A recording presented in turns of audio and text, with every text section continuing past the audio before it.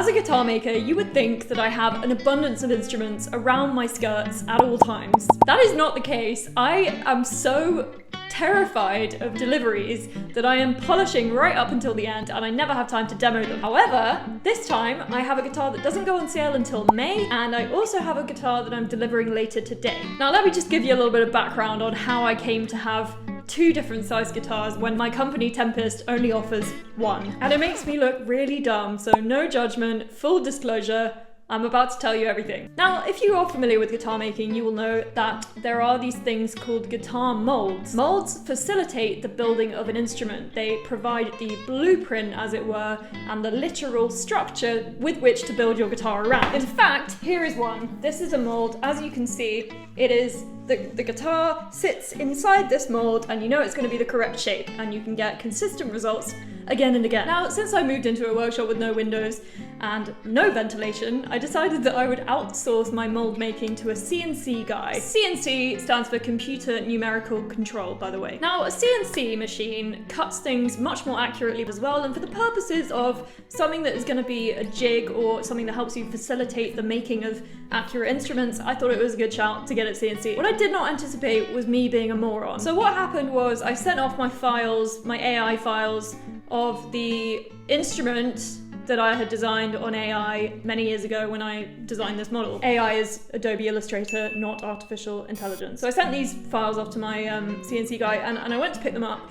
and I looked at them and I was like, that looks a little bit big. I went back to my files and I was like, oh, I sent the wrong file. I'd obviously sent one that I'd accidentally dragged at the corners to make it a bit bigger because I had a little moment on the keyboard by accident kind of situation. But you know, like Bob Ross says, there are no mistakes, we just have happy accidents. And with this, I saw an opportunity to create a larger model.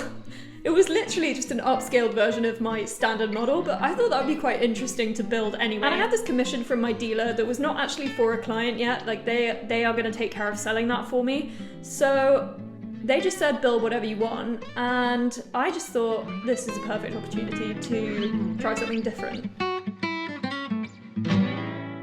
That guitar was the Tasmanian Tyger metal guitar that I did a video about designing recently on the channel, and I also was building a little bit on the channel as well. Anyway, when I'd finally got around to the fact that I had to actually go to the CNC guy again and explain that I'd messed up and sent him the wrong files and that I needed to send him more files so that he could cut the correct model for me, I sent him the new file, and bless him, he's such a nice guy.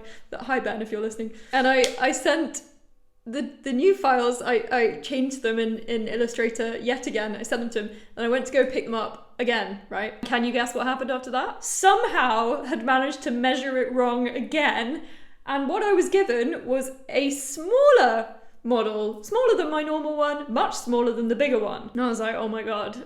So I didn't tell Ben, I was too embarrassed. But I had a commission to do at the time where the person happened to be a like similar size to me woman who the guitar was going to be for. It's actually commissioned by her boyfriend, and she had no idea that she was getting a guitar for her birthday. I actually said no to this commission initially, I'll go into that in a minute.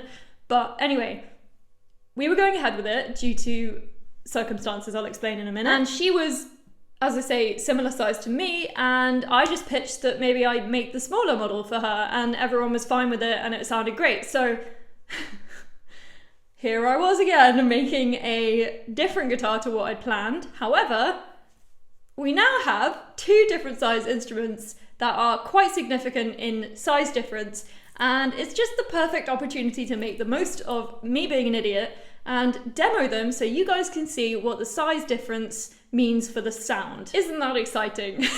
So what I'm going to do is I'm going to play something very basic in standard tuning, probably with a capo because I have small hands and I have not been practicing and it's just easier for me. And then maybe some open stuff on Dadgad because Dadgad's great. And you know, I'm grateful for the opportunity to do this because it's going to really inform my guitar making moving forward as I can see how space interacts with sound in the sound boxes and hopefully learn something from it, and hopefully you guys can too. So let's go. So this is the first guitar that I'm going to talk you through. This is the big one. And this is the Tasmanian Tyger Myrtle guitar that I designed in a previous video, and I also was building in a previous video. So do go back and watch that if you want to see how this guy was made. This top is Swiss moon spruce, the bridge is ebony, the fretboard is ebony. This inlay here is some hand marbled paper, which is my signature.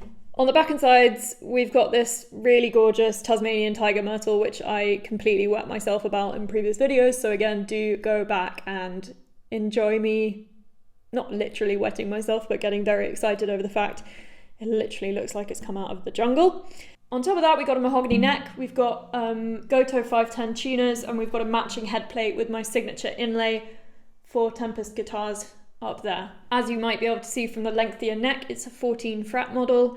So this guitar is the small one that I was on about, so same shape but just scaled down, and it is again a Swiss moon spruce top, which will really help with our comparison because the top is really the driving force behind the sound when it comes to guitar making. That makes it mildly more scientific, which on this channel we're not super good at being, so there we are. We've got some pink inlaid hand marbled end papers here, which I am obsessed with, not as a kind of girly girl thing, I just think it's a really sophisticated shade of pink and it really like goes super well with the colour scheme. So we've got that juxtaposed with a ring of copper as per usual.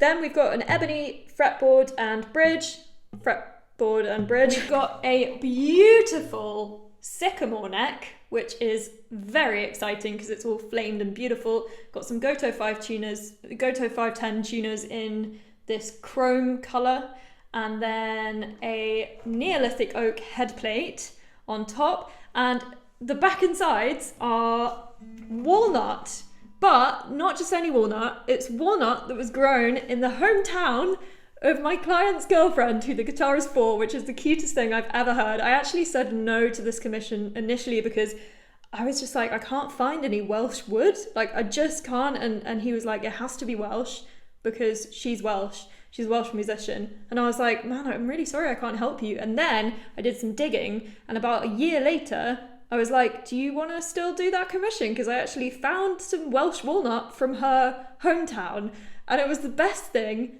ever. So this is that, and it's really exciting. And I'm actually off to deliver this guitar. Sorry, I'm getting really excited. I'm actually off to deliver this guitar today. We're all going for dinner. We're going to surprise her. It's going to be really exciting. Oh God, I need to calm down. But anyway, let's do a sound comparison. Now you've seen what these guys look like, and we can get cracking. But of course this wouldn't be my channel, would it, if we didn't have another metaphorical thorn in the foot. What you just told me to everyone on YouTube. So, the microphone that you're using, here's a microphone. Oh, cool. Is a side address microphone. So what that means is the diaphragm, the sort of ear of it, is pointing this way.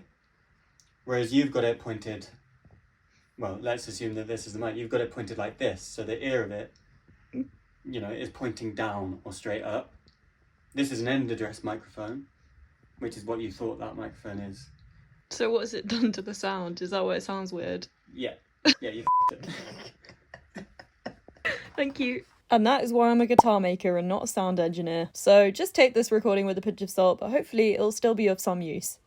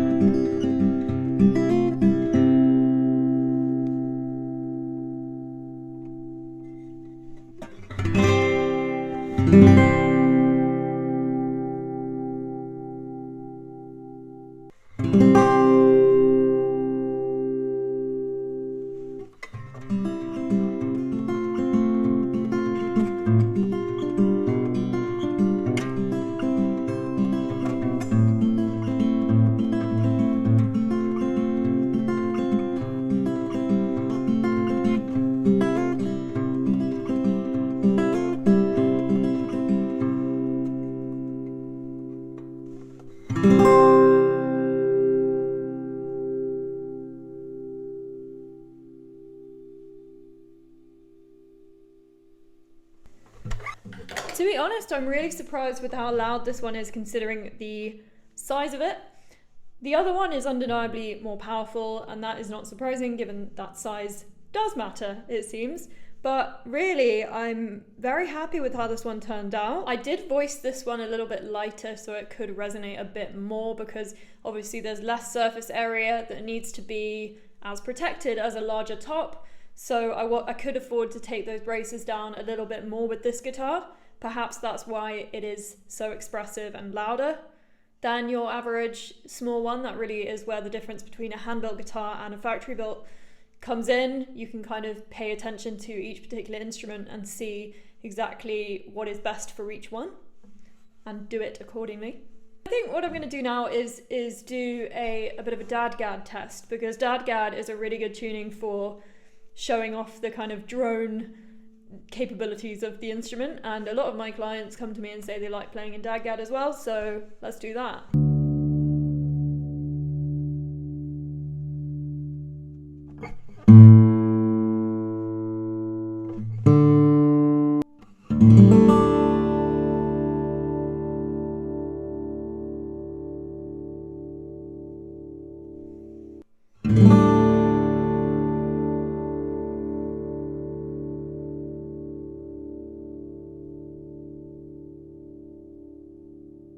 Quite a powerful lady, actually.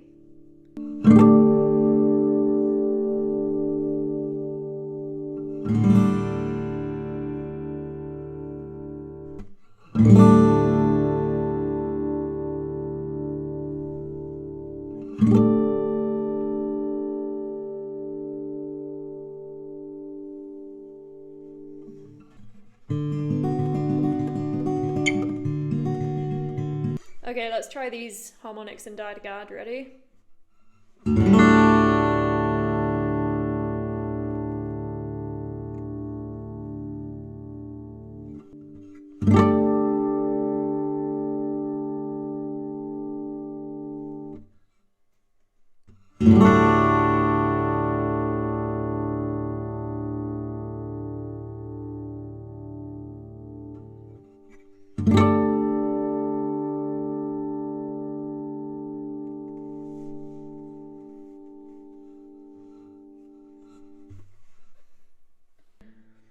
The harmonics on these are have a lot less in the way of attack. What is really happening is those harmonics are blossoming as the sound reverberates through the soundbox, which I really love. I really like that, and I think there's a time and a place for both instruments. I like the punchiness of the small one, and I like that this is a bit more mellow. I feel like this would be a much better folky instrument. That's gonna handle up well on being strummed and just really keeps giving. I really like that. I'm really happy with that. It's really cool. I'll see if I can try and do it again. I really hope the mic is picking this up, because it's quite hard to communicate, and it's also quite a big feeling when I'm playing it. It's not necessarily, I mean, it's hard because I've got no one else in here to see if it sounds the same from above or from away from me, like opposite me. So let's try. And I just hope that the mic is picking that up. You can sort of hear it swelling.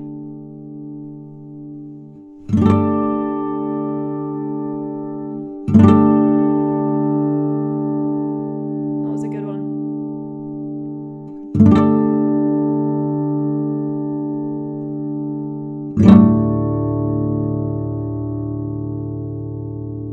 You can really hear it with that lower harmonic there.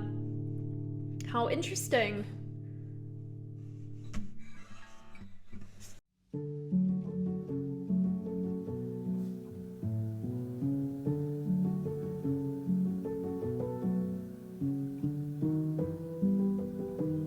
Thank you guys for watching. I really appreciate it. I hope you enjoyed this video.